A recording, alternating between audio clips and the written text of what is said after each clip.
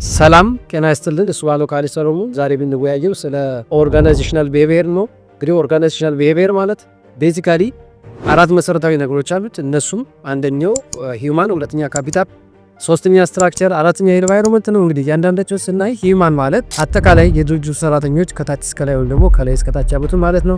አጠቃላይ እንግዲህ ሂውማን ስናነሳ አንድ ድርጅት እንደ ድርጅት ወይም ደግሞ ተቋም የሚያሰኘው ዋነኝነት በነገራችን ላይ ያው ሂውማን ነው ወይም ደግሞ ኤምፕሎይስ ናቸው ማለት ነው። እንግዲህ በዚሁ አጋጣሚ በጣም ኢምፖርታንት እና ቫልዩኤብል አሴት የሚባሉት ሂውማን ወይም ደግሞ ሰራተኞች ናቸው ማለት ነው። በጣም ምርጥ ሰራተኛ ወይም ደግሞ ስኪልድ ማን የሆነ ሰራተኛ ያለው ድርጅት በጣም ሰክሰስፉል ይሆናል። በዚሁ አጋጣሚ ኢንተርናል ካስተመር የምንላቸው ወይም ደግሞ ይሄ አድቮኬሲ ሌቭል ላይ ያሉ የሚኖሩ ሰራተኞች ናቸው ማለት ነው። ምን ማለት ነው? የድርጅቱን ብራንድ በየርበት ወይም ደግሞ በመግለጽ ወይም ደግሞ የድርጅቱን ኢሜጅ በደንብ አድርጎ ድሮ በማድረግ የሚያሳዩ ሰራተኞች ናቸው። በአጠቃላይ ሰራተኞች ማለት ለአንድ ተቋም ሞስት ቫልዩኤብል አሴት ናቸው ስንል ምን ማለት ነው? አምባሳደሮችም ናቸው።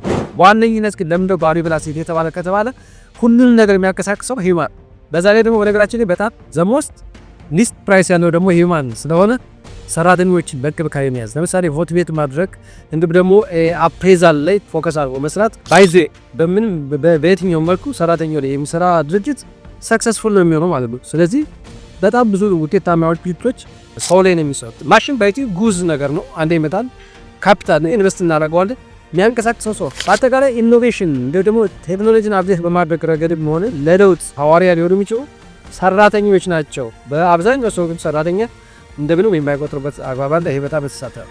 አጠቃላይ የአንድ ድርጅት ኢሜጅ የሚሰራው በሰራተኞች ላይ እንግዲህ አምባሳደር ናቸው ብለን የምንላቸው ደግሞ የድርጅቱን ገጽታ የሚያንጸባርቁ የመጀመሪያዎቹ ሰራተኞች ስለሆኑ ሰራተኞች በጣም ኢምፖርታንት ናቸው ማለት ነው። ሌላ ካፒታል ነው። እንግዲህ ካፒታል ይሄ በአጠቃላይ ከቴክኖሎጂ ሊሆን ይችላል፣ ማሽን ሊሆን ይችላል፣ በጀት ሊሆን ይችላል። ይሄን የመሳሰለው ያው ካፒታል እንለዋለን። እሱ አንዴ ኢንፑት የምናደርገው ነው። ከዛ በኋላ ያው አንዴ ኢንጀክት ካደረግ በራሱ እየተገለባበጠ የሚንቀሳቀስ ብዙ ፕሮት ነው።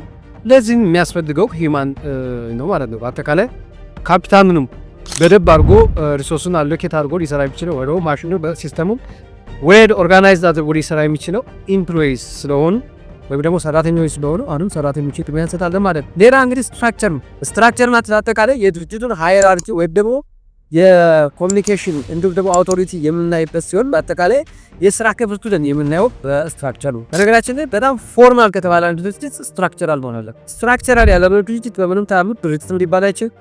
በዚሁ አጋጣሚ ደግሞ ስትራክቸራል ካልሆነ ይሽመደመዳል ማለት ነው። በአጠቃላይ ብዙ ጊዜ ድርጅቶች ውጤታማ የማይሆኑት ስትራክቸራል ባለመሆናቸው። ስትራክቸራል ማለት ምንድነው ብያለሁ? ሃይራርኪ ነው። እንግዲህ የመናበብ ወይ ደግሞ አውቶሪቲ የስራ ክፍል ይህንን መረዳት የምንችለው ክሊር የሆነና ወጥ የሆነ ስትራክቸር ሲኖር ነው። በአጠቃላይ ግን ሰራተኛ ሊኖር ይችላል፣ ካፒታል ሊኖር ይችላል። ስትራክቸር ባለመኖሩ ግን ብዙ ጊዜ ፌል ያደርጋል። በአጠቃላይ ስትራክቸራል ነው ማለት ያው እንደነገርኳችሁ ሰዎች በቀላም ኢዚ ኮሚኒኬት መደረግ ይችላሉ። ታታሪነታቸው ለማን እንደሆነ ያውቃሉ፣ እስከምን ድረስ እንደሆነ ባውንደሪያቸውን ያውቃሉ ማለት ነው። ሌላ ኢንቫይሮንመንት ነው። እንግዲህ ኢንቫይሮንመንት ምንድነው? ምንድነው በነገራችን ላይ እንግዲህ አንድ ተግዳሮትም ሊኖር ይችላል፣ ኦፖርቹኒቲ ሊኖር ይችላል። ኢንቫይሮንመንት የሚባለው ኢኮኖሚክ፣ ሶሻል እንዲሁም ደግሞ ቴክኖሎጂካል ፋክተር ሊሆን ይችላል። ይህን ነገር ማወቅ ግድ ነው ማለት። በአጠቃላይ አንድ ድርጅት መሰረታዊ ነገሮች የሚባሉት እንደነገርኳችሁ ሰራተኞች፣ ካፒታል ወይም በጀት ወይም ደግሞ ቴክኖሎጂ፣ ይህ ሲስተም አጠቃላይ ነባራዊ ሁኔታ እሱን ይባላል። እሱ ካፒታል ይባላል ማለት ነው። ሌላ የስራ ክፍልን የሚያሳይ ጆብ ዲቪዥን ማለት ነው። ስትራክቸር ነው ማለት ነው። ሌላ ደግሞ እንደነገርኳችሁ ኢንቫይሮንመንት ነው። ኢንቫይሮንመንት ሲባል እንግዲህ ያው በሌላ በደም ስለዘረዘር ነው። በአጠቃላይ ኢንቫይሮንመንት ማለት ዩዘርስ አዳፕት አድርገው ቼንጁን አዳፕት አድርገው ሊሰሩት የሚገባበት ነው ማለት ነው። ሞሮቨር ግን እኔ ኦልዌይስ መናገር ፈልገው በጣም ከዚህ ሁሉ ከተራናቸው ነገሮች ሰራተኞች ምንም መተኪያ የሌላቸው ናቸው። እንደነገርኳችሁ መጀመሪያ የኛን ኢሜጅ ወይም የኛን ብራንድ የሚንጸባረቀው ከሰራተኛ ነው። ስለዚህ ለአንድ ድርጅት ቫልዩኤብል አሴት ስንል ወሳኝ ናቸው ማለት ነው። በአጠቃላይ ግን ብራንዳችን ኤክስፕሎር የሚደረገው በሰራተኞች ስለሆነ በዚሁ አጋጣሚ ለሰራተኞች ክብር ላለሁኝ አመሰግናለሁ።